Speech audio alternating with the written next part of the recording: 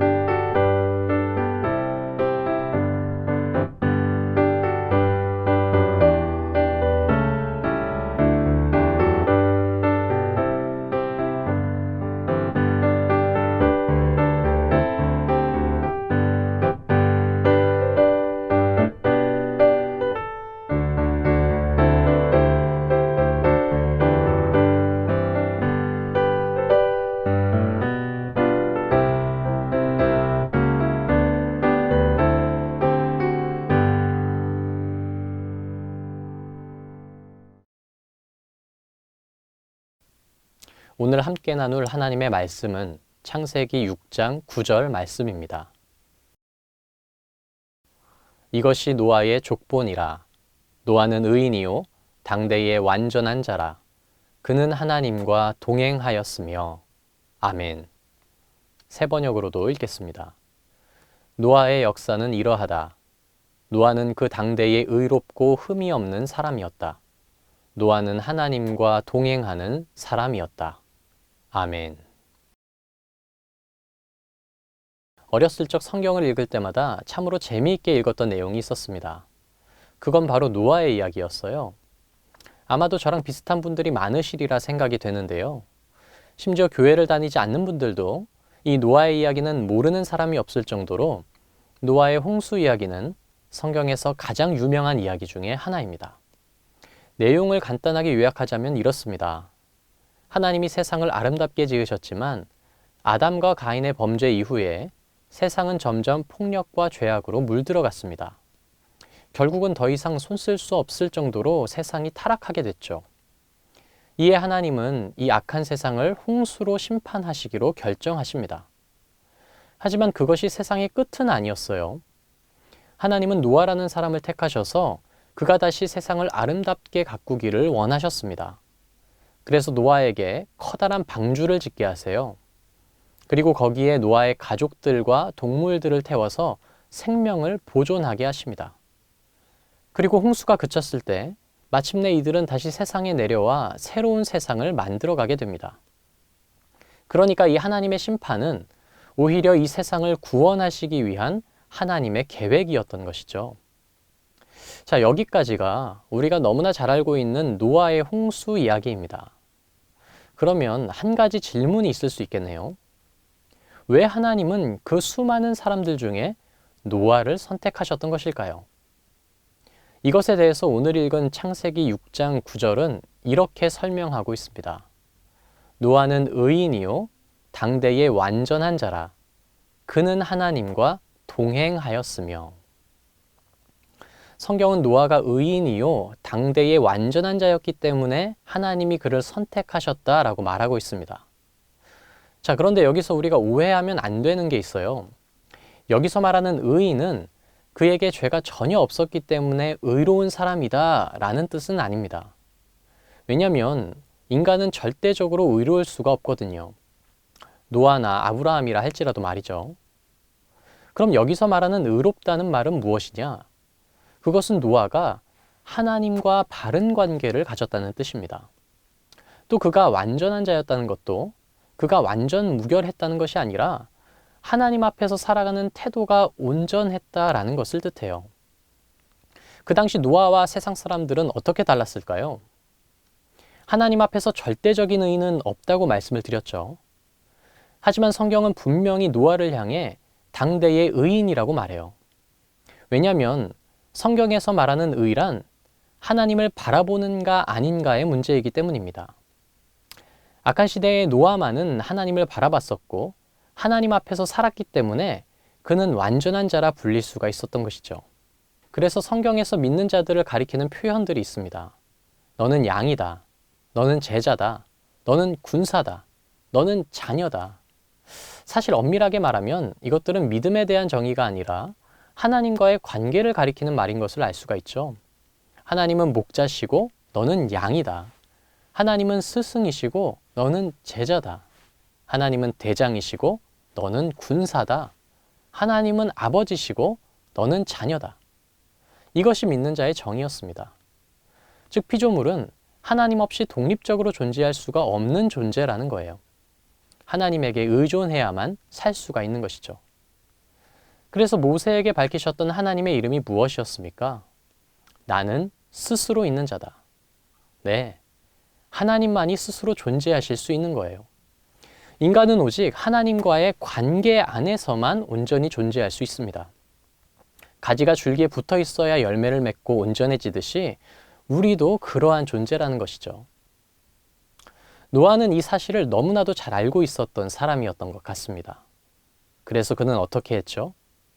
하나님의 말씀에 순종했어요. 하나님이 방주를 만들라고 하셨을 때 그는 곧장 그 일에 착수합니다. 하나님이 방주를 만들라고 하셨으니 얼마나 좋은 날씨를 주셨겠어요. 사람들은 그 좋은 날 먹고 마시고 놀러 나가도 이 노아는 방주 만드는 일에만 집중했습니다. 때때로 사람들이 노아를 조롱하고 놀려도 노아는 방주 만드는 일에 흔들림이 없었어요. 왜요? 그에게는 다른 어떤 것보다 하나님과의 관계가 중요했고 군사는 대장의 명령에 따라야 하듯이 자녀는 부모의 말에 순종해야 하듯이 그것이 온전한 관계의 모습이기에 노아는 그렇게 했을 뿐이었던 것이죠. 그래서 성경에서 말하는 온전하다는 것은 그 스스로 완전하다는 뜻이 아니라 하나님과의 관계가 온전하다는 것을 의미합니다. 노아가 완전히 의인일 수 있었던 것도 그가 하나님을 의존하며 항상 하나님 앞에 있었기 때문이었습니다. 그리고 오늘 성경은 그것을 동행이다 라고 말하고 있습니다. 여러분, 동행이라는 것은 같이 걷는 것이죠. 그런데 같이 걷는 것이 쉬우냐? 절대 그렇지 않아요. 하나님이 동쪽으로 가자고 하는데 나는 서쪽으로 가면 어떻게 되겠습니까? 동행은 끝나는 거예요. 동행하기 위해서는 하나님이 가자고 하는 방향에 맞춰야 합니다. 하나님이 멈추라고 하면 멈추고 뛰자고 하면 같이 뛰어야 해요. 그게 동행입니다. 그래서 노아는 무려 120년 동안이나 이 방주를 만들며 하나님의 명령에 순종해요. 왜냐하면 그에게는 다른 어떤 것보다 하나님과의 동행이 중요했기 때문입니다. 그래서 창세기 6장은 노아에 대해서 이렇게 설명하며 마치고 있어요. 노아가 그와 같이 하여 하나님이 자기에게 명하신 대로 다 준행하였더라. 사랑하는 여러분, 여러분은 지금 하나님과 동행하고 계십니까?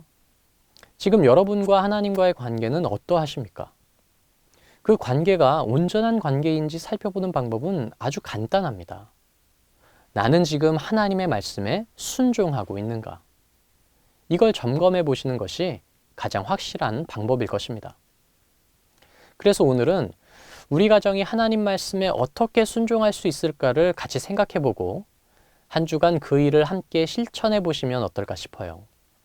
그러면 여러분의 가정이 주님과 동행하는 가정이 될 줄로 믿습니다. 바라기는 오늘 이 노아와 같이 하나님의 말씀에 순종함으로 주님과 함께 동행하시는 저와 여러분의 가정이 될 수 있기를 주님의 이름으로 축복합니다. 함께 기도하겠습니다.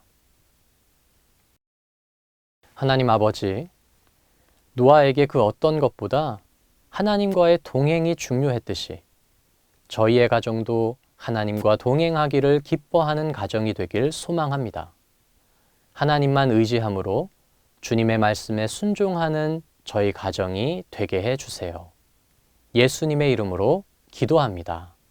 아멘. 이제는 주님께서 가르쳐 주신 기도로 예배를 마치겠습니다. 하늘에 계신 우리 아버지, 아버지의 이름을 거룩하게 하시며 아버지의 나라가 오게 하시며 아버지의 뜻이 하늘에서와 같이 땅에서도 이루어지게 하소서. 오늘 우리에게 일용할 양식을 주시고 우리가 우리에게 잘못한 사람을 용서하여 준 것 같이 우리 죄를 용서하여 주시고 우리를 시험에 빠지지 않게 하시고 악에서 구하소서. 나라와 권능과 영광이 영원히 아버지의 것입니다. 아멘.